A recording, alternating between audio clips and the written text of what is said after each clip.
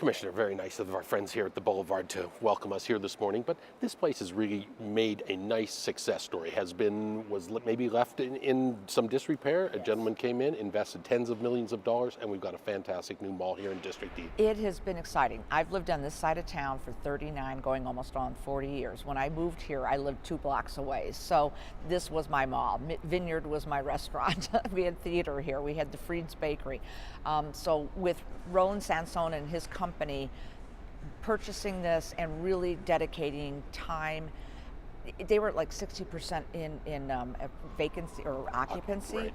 They're in the 96, 97%. Timo's just a fantastic manager. They have Olivia's Mexican restaurant now. JCPenney's is my store, that's where I shop. It's become more of a multicultural mall, not just your traditional retail, which is fine because it services this neighborhood.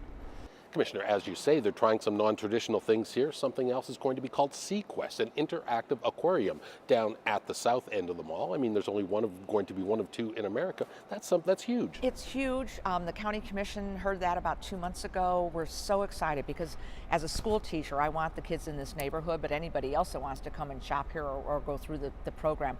It's very interactive. It's educational.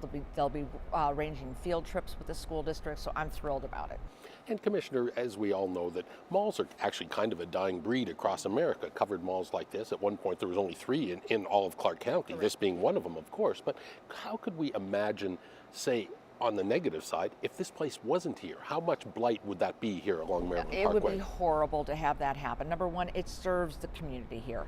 Now with its expansion and variety that they've brought in, it really is a support mechanism for the community. Metro loves having it here. It would just compounded. We have a huge homeless problem over at Mulaski Park.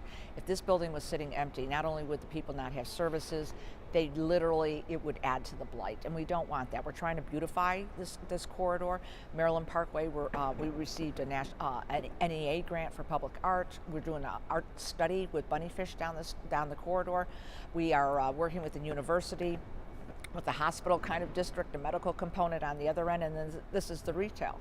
So it is an opportunity for us to beautify Maryland, widen the sidewalks, put out benches, public art, so that we're really benefiting the community here. At Goodwill, it's one of the first places that Goodwill's ever located in a mall. They're going to be opening career connections inside, which will benefit job opportunities for this neighborhood. So you have the historic area behind us, Paradise Palms, and they're all in rehab. Actually, they're working on a historic designation as we speak, which will be exciting because I think they'll qualify for it. And then you have this side of town, which is of Maryland, which is really more apartments, but that's okay. They're wonderful families. They have needs, and so that will all complement it in the long run. As you say, you touched on Maryland Parkway, the street right out in front of us here, Commissioner. There's a whole coalition, and a lot of things have been studied, and people maybe don't realize what a major north-south arterial this is, going from McCarran through the University District, down in this area past the hospitals, all the way into the city of Las Vegas and Cashman. Why is it so important that we have this coalition? This coalition was put together actually by Rick Jimenez, both locally born and raised, but used to be the manager of this mall, so is that not ironic? But what he tried to do was reach out to the businesses, and so we formed a business coalition, which then also expanded to include the university folks, neighbors, actually residents that live here, apartment managers. Everybody's invited and welcome. We just had a forum Wednesday, and we had about 50, 60 people there. We've been doing this for 2.5 years. Part of it is to give us public input so RTC knows what's needed. I think we're pushing for light rail on Maryland Parkway. Until we find the funding, we're going to lay it out so that it accommodates more bus rapid transit, but it's been recommended as an urban light rail corridor.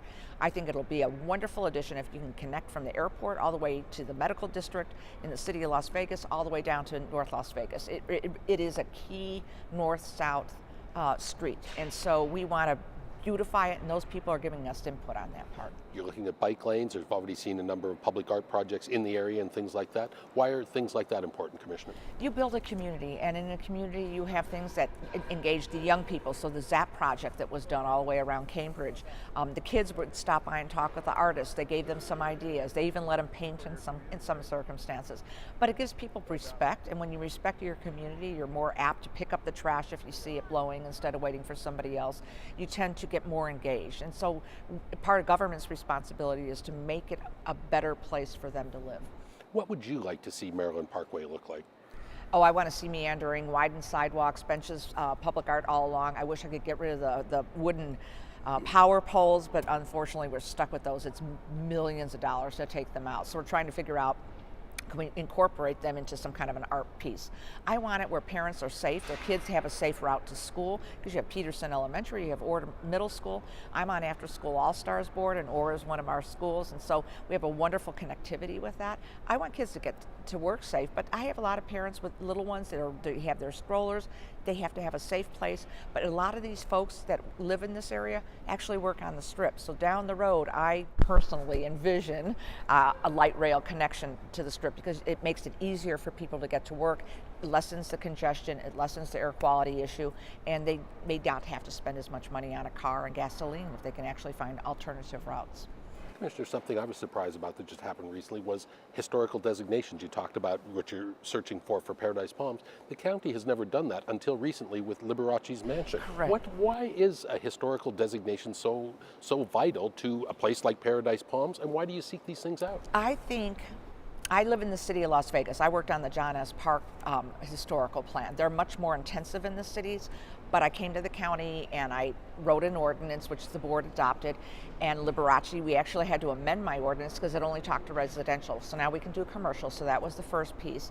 Then the Nevada Preservation Association is working with Paradise Palms to designate that. It improves their property values. It doesn't dictate what you have to build, but it gives some kind of a theme so you maintain the 60s style houses there and that part of it. But it's a way to also just bring a neighborhood together through that ordinance. Let's talk a little bit about another neighborhood just a little bit further east of there called Winterwood. And I know you're very happy. I know you're not a golfer, Commissioner. We saw you out there swinging the golf club the other day. You hit the ball very well. New golf course. The old Desert Rose now rechristened as the Golf Club at Sunrise. For us golfers, we're thrilled to have another place to play. But more importantly, for the community, $100 million of flood control projects put in a spot of the valley that really needs it.